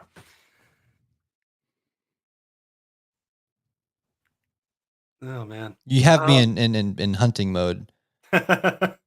Yeah, I mean, well, I have a massive, I buy books from fellow indie authors, and so I'm still trying to work through those. And then I have some still on my to buy list on Amazon that I'm the next time I have room for a book haul. The thing is, I'm buying so much internal art right now, and I'm saving up for bigger art and the cover for book 2. So my book budget is crippled right now. It's hard. I mean, that's the thing. These things cost a lot of money, and like and book sales are good, but I definitely bring in more money from editing. Okay. For being transparent there, I mean, I try to charge a very low rate. I get my money elsewhere. Editing is just like I want to keep learning the craft, and I find it a really good way to keep learning while helping other authors. So I try to price very, very low. My goal is to keep refining my skills in that area, but that just means just transparency here. Editing it, if I were to combine my editing and my book sales money, I wouldn't even come close to a fraction of what I need to buy the next round of book art and covers. The expenses add up so quick, and it's all part of the game. I am in it for the long haul, but it means when you're starting out, you brace for that. You brace for some significant loss for at least a few years. Yeah. Someday. Hopefully before I'm dead, people will review and like the book. Yeah. Yeah, that's the thing too, is even if you have a lot of people who've grabbed hold of your book, reviews and even just simple ratings are it takes time. Part of it is it takes time for people to read. Yeah. And everyone has TBRs as long as ours, long lists of books they want to read, and yours is just one of the lists. So, being an author is an excellent exercise in time management, patience, and I was going to say something financial management or but none of us are good with our money. We're not good at that. Yeah, what are you talking about? We would not be doing this if we knew a thing or two about protecting our money. Yeah, but it's worth it. It's nothing beats it. Yeah. All right. Very cool. How are we feeling? Well, that was great. That was a very fun. Yeah. Hang on. Do I have any questions for you? Maybe I have a question written down here. Let's see here. Oh yeah. So what do you think about the whole harvesting the moon for resources and just scrapping the whole thing? What do you think about that? Did I miss this? It blocks up so much of the sky. If we got rid of it, we'd have much more sky. Tidal waves are just an excuse for more surfing, right? Yeah, that's not even moon related. That's just the earthquake. We can get rid of those too. That'd be harder.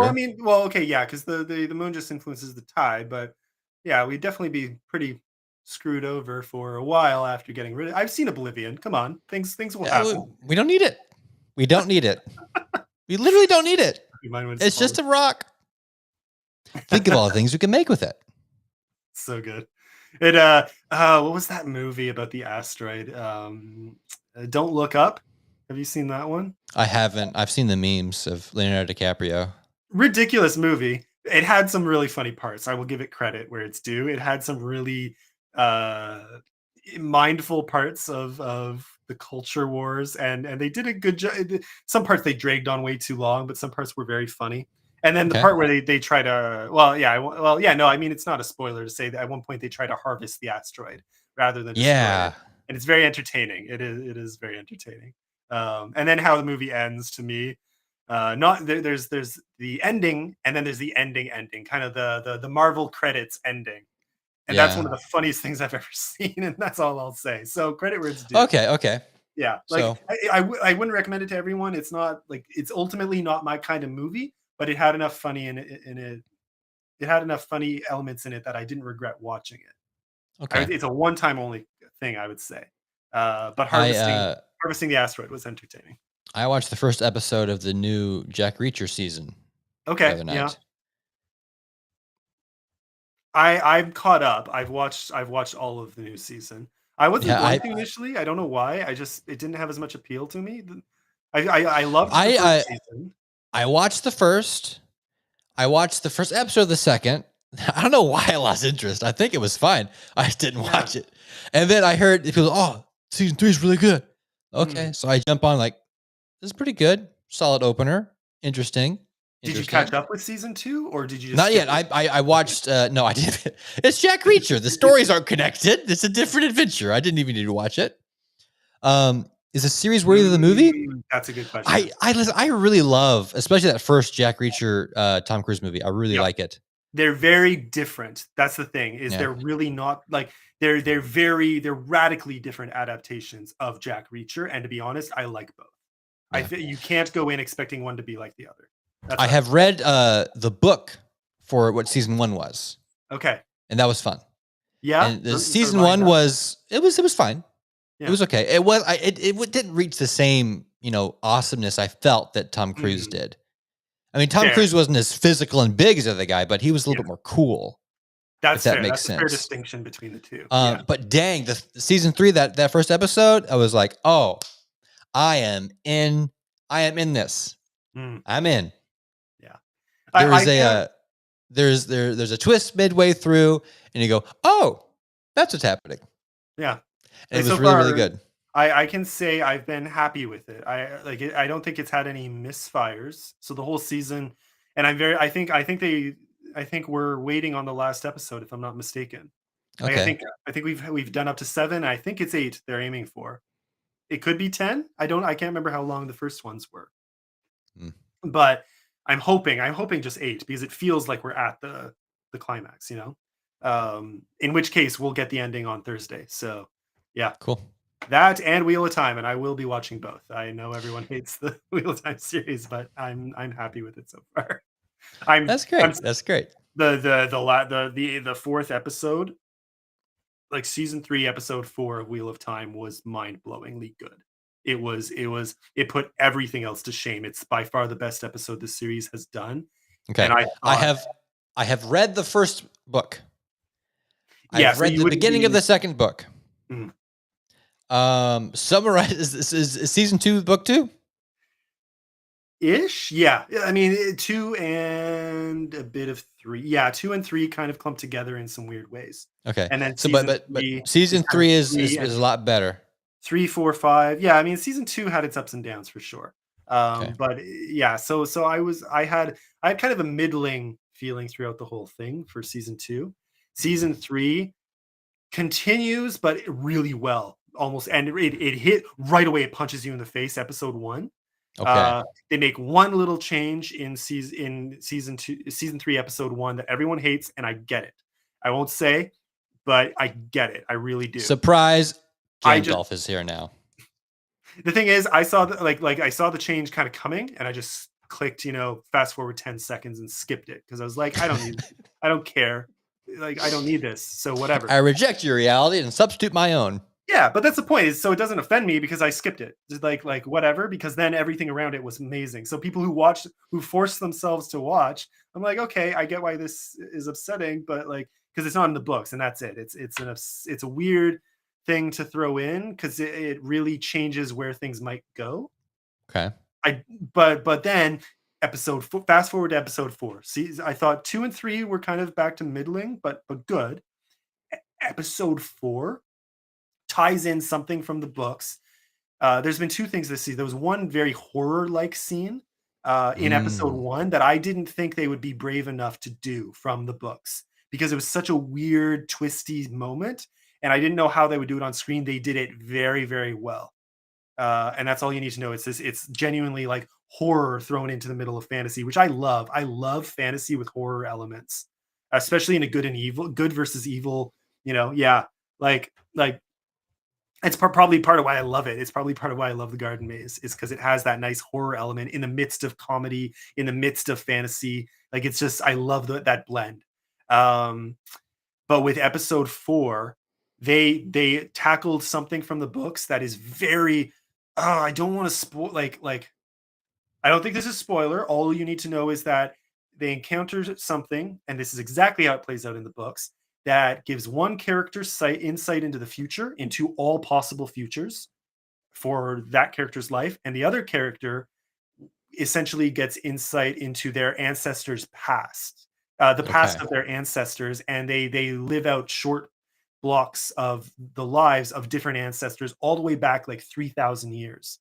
That kind of happened in book 1, right? I remember that scene in book 1. There was that kind of Uh, happened where they go through different realities. And the one guy was like, "I'll never betray you. I promise I'll never betray oh, you." you're right. Yeah. Yeah. So, well, the thing is, yeah, so that's the thing. It does kind of happen on a much smaller scale in a few different parts. Okay. But I think it's in book like 3 or 4.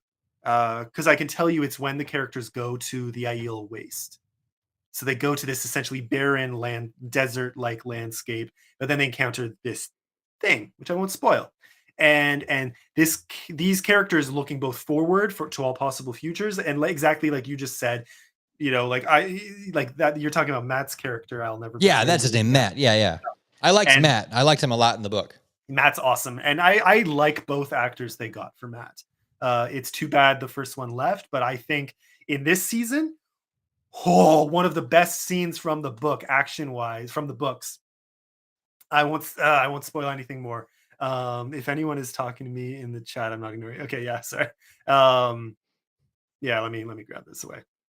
Uh, yeah, like one of the best scenes in the books for Matt, action wise, I thought they caught very well. It's just really beautiful. It's his personality captured perfectly, and then the action surrounding it. Really, that was the end of episode 3. It's such a banger. It's so good. And then Okay. episode 4 with that time travel element, well, time sight.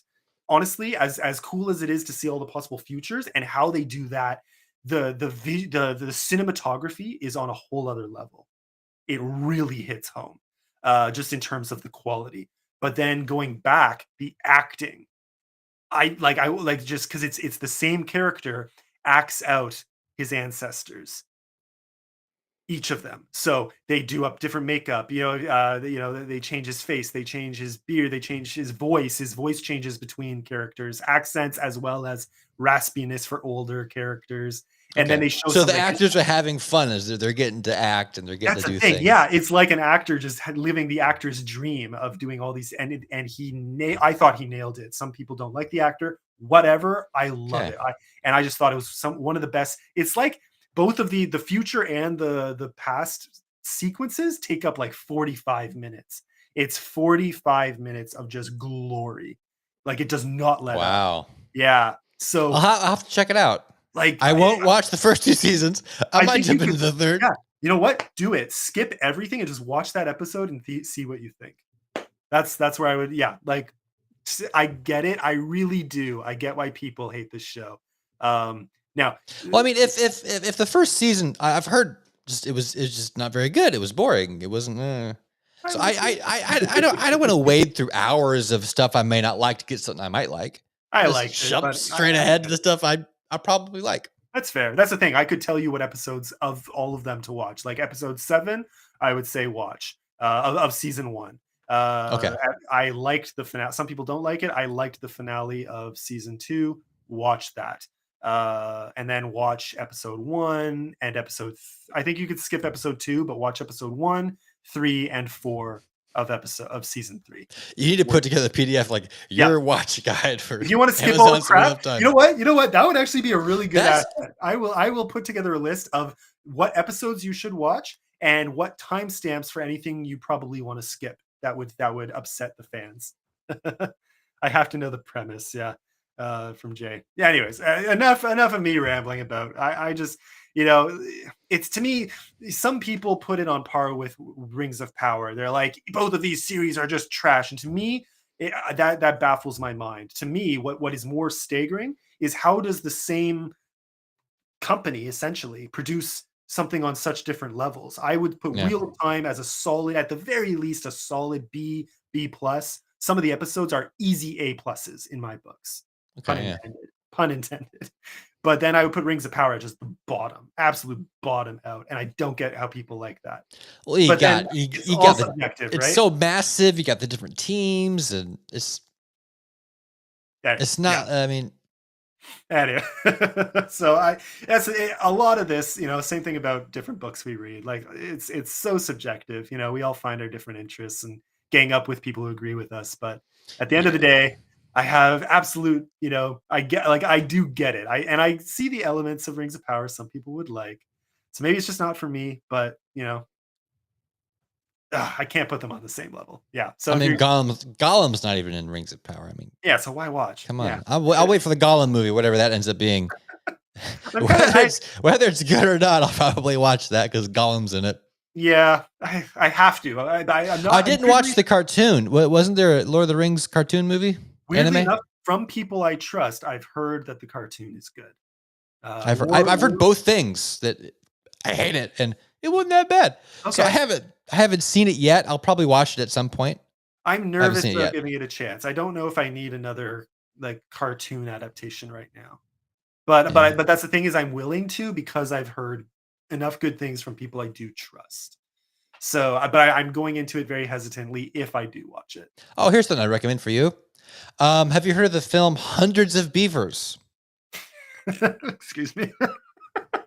Have No, you I heard of haven't. this one? No, I haven't. I'm not making it up. Okay. Yep. So Great. I think Great following it's our earlier I conversation. I think it's free on YouTube. Okay. It was it might be a Canadian film. It was whoever made it up north. Yeah. But it's basically about it's a silent black and white movie. Well, it's not silent. There's no dialogue, but it's made to be like an old Looney Tunes film. Okay. Oh, okay. It's all live action. This guy, he's hunting beavers, and the beavers are people in giant beaver costumes with like My God. all the animals are people in costumes. It is hilarious. Okay, that does. It is a very funny. It's called Hundreds of Beavers. How long is it? Is it like a full length? It's a full length movie, yeah, Gosh. Okay. Okay. and you're never bored. You're never bored for a moment. Something to look forward to. Yeah, it's free on YouTube. Last I checked, Hundreds Okay. of Beavers. I think it's even free on Amazon. Hundreds of beavers. I'm sorry, this sounds Look so, it up. Yeah, sounds so ridiculous. it is. It is Okay. very fun. Yeah.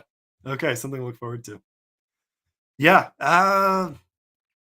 Yeah, I think that's it for me. Was there anything else pop culture-y? Anything else going on in the world? I mean, yeah, the big things are Reacher for sure. That's the thing, is I was hesitant, but I've had time off since the last episode of Wheel of Time. So I thought, you know what, Reacher's there. I'll give it a shot. And then I couldn't stop. Not Yeah. not because it wasn't like super high up there for me, but it was just good enough that I was like, It felt like good TV. yeah, I'm I gonna felt like, oh, this is good TV. Yep, Hundreds of Beavers. okay, yeah, it's Cine approved then. Well, maybe not approved, but enough that I feel like I have to watch it now. Yeah. Oh, that's funny. Yeah, otherwise, okay, total, here's a non sequitur one. Take me down that non sequitur. Have you Take me there. seen Craven the Hunter? No, but I've heard the little noise that guy makes. I don't know about the noise, but the new movie, what's his name? Aaron Taylor Johnson, is that right? Yeah, I think so. Yeah, he Yeah. was in Nosferatu. Yes, yeah. Wait, yeah. I haven't seen Nosferatu yet, so I need to. It was a dark movie. Oh, I'm looking forward to it. That sounds right up. It was very good. It was very Yeah. well made. Very well done. Because it's him, Nicholas Hoult, Willem Dafoe. Do I have all those right? Yeah. Yes. Those Okay. are the names. Yeah. So yeah. In that case, I definitely need to watch it, because Aaron Taylor Johnson, I've seen him in a few things now where I've been really impressed. He was okay in the Avengers movies. He had that quick role. He was the fast guy. He was Quicksilver. He was Quicksilver. That's where I've seen him. Yeah, he was also in Godzilla. I really liked that Godzilla movie. Which Godzilla? The old one? No, Which one God? of the so not Godzilla minus one. That's the newest one, but the one before that. Well, like sorry, there was Is this Matthew Broderick Godzilla? That's no what I'm trying to get at. no later. Okay. Yeah, so the one that came after that, but not the one. Yeah, there was they made Is this Godzilla. the Gareth Edwards director? I think so. Yeah, it's the yeah, because it had who else did it have?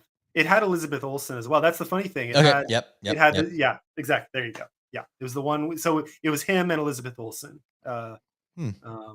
So if you know that one, that was him in that. He was in Bullet Train with Brad Pitt. Haven't seen Um, that one. It's on my yeah, list that though. one's funny. That one's funny. Uh, there's a story I can't share, but I've never had so much fun in a movie theater as well. I'm gonna to protect certain people. Yeah. Seeing that movie was so darn funny that someone I was seeing the movie with who has like just an obnoxiously loud only in public, only with other people. Otherwise, this person laughing normally with friends or or behind closed doors, normal human being laugh. But for So whatever we're talking about this possession laughter. I'm talking, yeah, like cackling louder than like so really bad, and this movie was so funny that this person was laughing every like minute. So at one point someone 2 rows ahead of us got so angry they came and like just stomped up to us and like just screamed at us, we are trying to watch a movie, stop it. I'm just like, on the one hand, this person was totally right, it was the most annoying laugh I've ever heard. I mean, I would hate that Yeah, personally. it was painful, but I was in a position where I just had to kind of be like, sit down, man, sit down. The guy was just like, make me. I was just like, dude. And he went and sat down. It was The fine. only time I've talked in a theater and had gotten shushed, Yeah. I was a child. I was younger. March of the Penguins had come out, and Okay. Grandma's like, "Let's take all the grandkids to March of the Penguins." Mm, So we go to the theater. We're going to see a movie. What movie? March of the Penguins. So we go, oh, a penguin movie. I was expecting singing and dancing, because they're yeah. penguins. Yeah. Of course. It was just a documentary. I don't know why we went to go see this penguin documentary, but we were so bored. This That one was documentary. Morgan Freeman voiced, right? Voiced by Morgan I Freeman. don't. I voiced it. What are you talking about? I voiced that entire movie. Talked the whole time. I was there with my sister, and we're just laying there like we're really close to her, like this, looking up at the giant screen. And there was one point like this bird comes in, this bad music, like the bird's going to come and get the baby chicks. I remember I said, "Uh-oh." I said, "Da dum da dum da dum." And then I feel like a man's hand on my shoulder. He says, "Can you please be quiet?" And I go, because it hits me. I'm not at home in my living room watching a stupid movie. I'm in a theater. And I go, "Oh." I'm so sorry. Then I was quiet. No, he was right. He was right. Yeah. I was in a bad mode. I forgot I was in the theater. Yeah. I think, yeah, the only time would be that I got sort of shushed was one time, but we were like teenagers at the time. I think, there were like three or Can't four. stand those teenagers. Yeah, and we were being bad teenagers. It was three or four of my guy friends, and then I think a few of our girl friends, not dating any of us, which made it funnier because they were maybe 2 rows ahead of us, but we had all come there together. They just wanted to send, anyways, whatever. It was just funny, and we started like one of my friends started throwing popcorn, and then we all joined in. So we all started trying to just get popcorn in really funny places, and that's how I'll put it. And they were so mad, but they couldn't do anything. And then finally, someone behind us said, "Well, you kids, knock it off." It was beautiful, so we stopped, but it was great because the theater wasn't packed. Like there was no one between us. The movie theater was mostly empty, except some people behind us and some people like off on the sides, but not many people in the middle area between us and the girls ahead of us. So we were just Right. throwing popcorn at them like little children. Very stupid, but very entertaining. So, yeah. And then, of course, no, I didn't get shushed for this. If anything, I got applauded for this. But I've told this somewhere else, either with Matt Sorensen or maybe with The guys that were, Bald and Balding. But when I first saw the first time I saw in theaters all three movies multiple times, but when I first saw Fellowship of the Ring, I think maybe I've told you this story. I can't remember. But in the scene where Aragorn charges in after Boromir's been shot, and Aragorn fights off the leader of the Uruk-hai, the big bad one. Yeah. Bear in mind, when I watched that in theaters, I was 10 years old. So I'm there in theaters watching this for the first time, and just blown away already throughout the entire movie. I'm on the edge of my seat, 10 years old, and I see, Aragorn stab the Uruk-hai, and then the orc, pulls him in by the blade. Aragorn pulls out the sword, chops off his head. 10-year-old me just says at the top of his lungs, "Cool!" Just like that. And the whole theater bursts out laughing. Well, it was cool. You were correct. It was very cool. And me at 10 years old, I was just in awe. I thought it was the coolest thing I'd ever seen. Probably still is. And the whole theater just goes nuts laughing. And I was so proud, but also I didn't expect it. I just blurted it out, and it was very, very entertaining. So I'll never forget the first time I saw Lord of the Rings. I think you've unlocked an old memory. We watched Pirates of the Caribbean in theaters. We were really young. I don't remember how old I was, but they're fighting the pirates, the skeleton pirates. Yep. As I'm watching, I'm thinking, why don't they cut off their heads? If they cut off their head, because they had the little hand was chasing after the guy. Yep. And he's like, just cut off their heads. So I don't know who said it out loud first, because maybe I was sitting next to my sister again. I don't know. We were talking about, just cut off their heads. And someone blurts out, just cut off his head. Just cut off his head. I don't remember if the theater reacted or not. But later we were told, why were you guys screaming, cut off their head? I go, were we? I don't remember that. That's funny. So maybe someone heard the other person thought it was you, but maybe. Yeah, that's, yeah. I see, funny enough, I've seen too many. Even when I was younger, I had seen too many movies like that where the zombies or the mummies, the Mummy. I loved the Mummy as a kid. Oh, Still do. It's still one of the absolute classics. Brendan Fraser at his absolute. A new one started filming today. Really? It's not Brendan. No, it's not Brendan. But I assume it's also not Tom Cruise.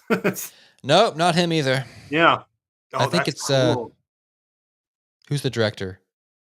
It's the Evil Dead director. Oh, not Sam Raimi, the guy who did one of the Evil Dead movies. I think I know. They're in the apartment building.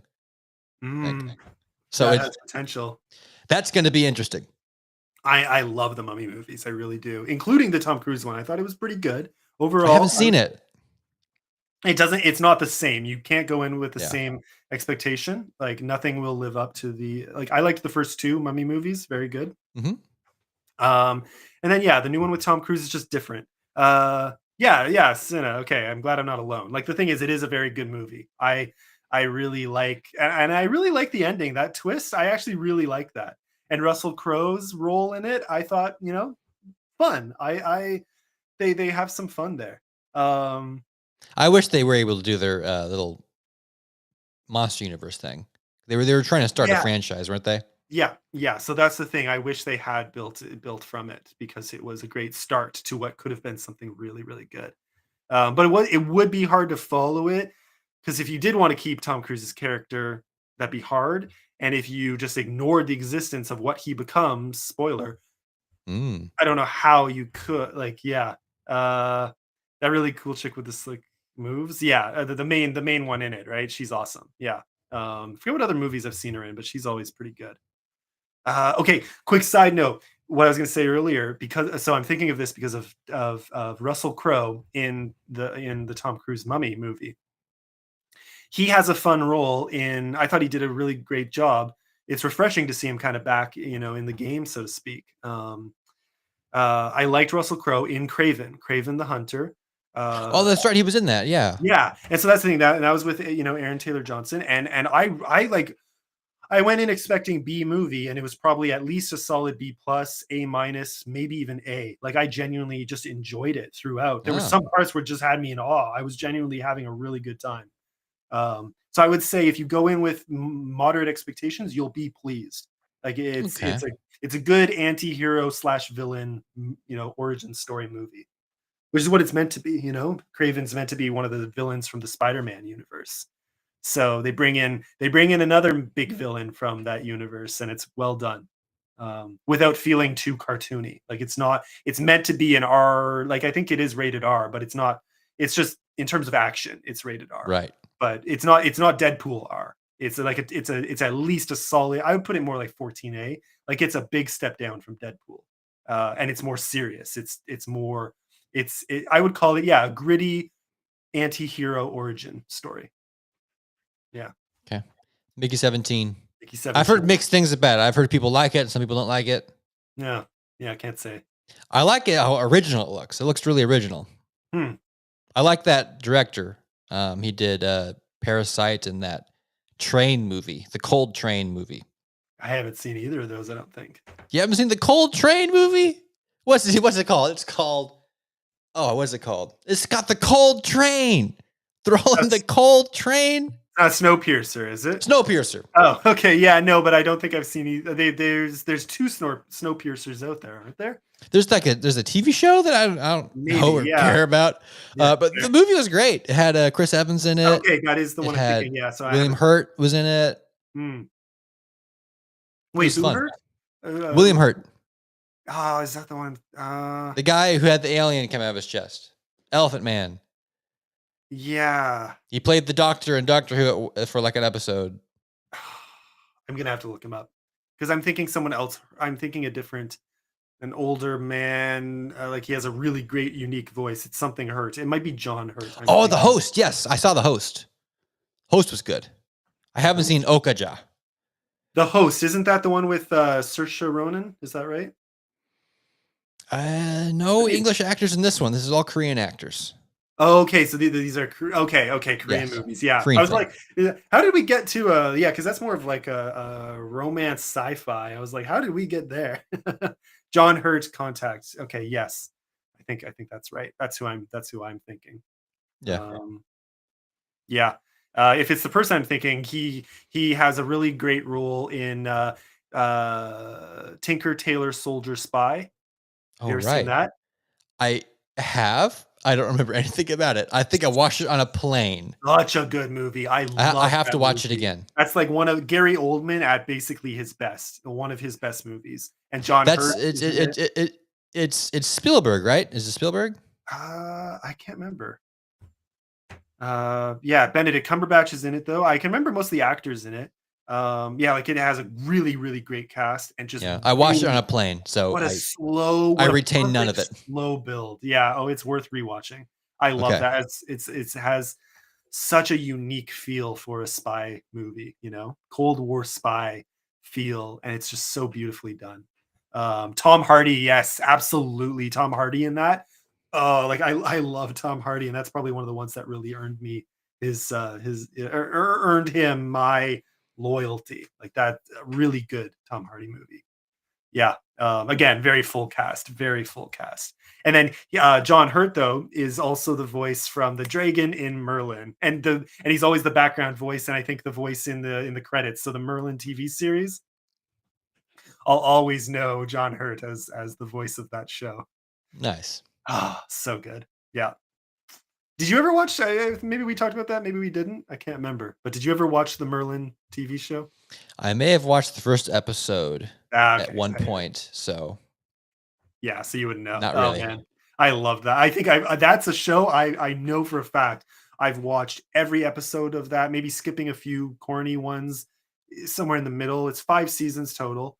So I've watched the whole thing at least once, and I've watched the vast majority of it probably another 2 to 3 times. Yes, Hurt is in V for Vendetta. He's the tyrant. He's the tyrant in V for Vendetta. Absolutely. Yeah. Yeah. Thank you for that, Senna. Yeah, that's where I absolutely know him from. That and Merlin, but he plays a very good, totalitarian tyrant. Oh, that is such a good movie. That, yeah. I haven't seen that one either. You haven't seen V for Vendetta? No, I haven't seen that one. It has the guy with the white mask, and it's got the lady with no hair. You know who does the voice, who plays the White Mask? No, I don't. Why am I forgetting his name? This is unacceptable. Elrond. It's Elrond from Lord of the Rings. Oh, Agent Smith from what's his name? What's his name? Help me out here. This is his name unacceptable. is Hugo Weaving. Hugo Weaving. Thank you. My gosh, that's unacceptable. My memory. Oh yeah, Hugo Weaving. Oh my gosh. Oh my gosh. Okay. I have. Yeah, you Okay. have. You have homework. That's. I showed it to someone. I've shown it to several people. I sat my own mom down once. I was over for dinner, and I made and we thought, oh, let's watch a movie, and we threw on. I made her watch V for Vendetta. I wasn't sure how she would react. She was practically in tears. Loved it. Like absolutely loved it. And Okay. tears is like, I don't want to give the wrong impression. It's just it's so like visceral in terms of like just I can't spoil anything. It's just oh Yeah. my god. I've read the comic. I've read Okay, the so V for you Vendetta know. comic. Okay, so you then know, yeah, but But I don't know how it compare. I wasn't that impressed by it. I was like, that was pretty good, but I don't know why it was a masterpiece. Watch the movie. The movie's a freaking masterpiece. Okay. Yeah, it's too bad you're going in then knowing what's going to come, but Well, I watched it. I read it a long time ago, so it's a little fuzzy. I think you'll enjoy it. Yeah, Hugo Weaving, Natalie Portman, and John Hurt, and a whole bunch of other great actors in that. And it's one of my favorite movies. Children of Men. I have seen that one. I haven't Children seen of that. Men. Clive Owen, right? Ooh, There's I one don't for me. know. I don't know who's in it. It has Alfred from Batman in there. He says, Michael pull my Caine? finger to a guy with a gun, and he shoots him. Okay, maybe I'm mixing up movies then. But yeah, okay, Children of Men. Yeah, because that's Michael Caine. Yeah, Michael Caine. Yeah. I love him. Small part, but basically, women cannot get pregnant. Yeah, so I'm thinking. So I'm pretty the sure world's infertile, and the one woman is pregnant, and they go, "Oh, we got to get her somewhere safe." So that's the movie, and it's by the guy who did Alfonso Cuarón. Mm. He did Gravity. So it's very well shot. Owen Kane Moore. Yes, Joe Woodfor. I always forget his full name, but really great actor. Really love that actor. Okay. Yeah. Yeah, okay. I need to watch this. I've heard multiple times. This is the thing. I've heard multiple times how good a movie it is, and I usually like Clive Owen. It's good. So yeah, okay, I need to give that a chance. Yeah. Like I wouldn't say it's the best movie ever. It's not a masterpiece, but it's good. At the end of it, you're like, that was a good movie. Fair. Yeah, the thing it does have some really good scenes in there. Really, really good scenes. Including the pull my finger one. That's my favorite part of the movie. Yeah. You'll cry. Okay. It'll make you cry. I'm ready. Yeah. Oh, that's fun. Okay, good. Yeah, because I've been looking for a good, one of those, something on this level, something on the caliber of V for Vendetta. So if these two go well together, that's great. Yeah. Oh man. Oh, then again, I probably just need to rewatch V for Vendetta too. That is a movie, Or you could have the ultimate triple feature and end it all with Hundreds of Beavers. Do V for Vendetta, Children of Men, then Hundreds of Beavers. I see those going well together. After the bleakness of Children of Men, to go into a man hunting hundreds of beavers to impress the father of the woman he loves is a great palate cleanser. Yeah. Oh man. Yeah. No, not gonna happen. I'll do those separately. I will give them both a chance separately, but not gonna happen. Okay. Well, folks, I think we're good for tonight, eh? That was good. That was a good little show. That was a lot of fun. Yeah. It was a shame we couldn't have Matt on. Hopefully he'll come on again soon. Yeah, and hopefully everything's okay. I haven't checked for any more updates, but yeah, hope everything is all right, and Yep. We'll touch base again, and hopefully do this again. We I want to make sure the schedule is right, but 2 weeks from now, we will be having Timothy Wolf on. So we're very much looking forward to that. The Wolfster. The Timocracy will be here in force. So join us again next time. Plenty of updates on X, so follow us there. Follow us on, or subscribe here on YouTube.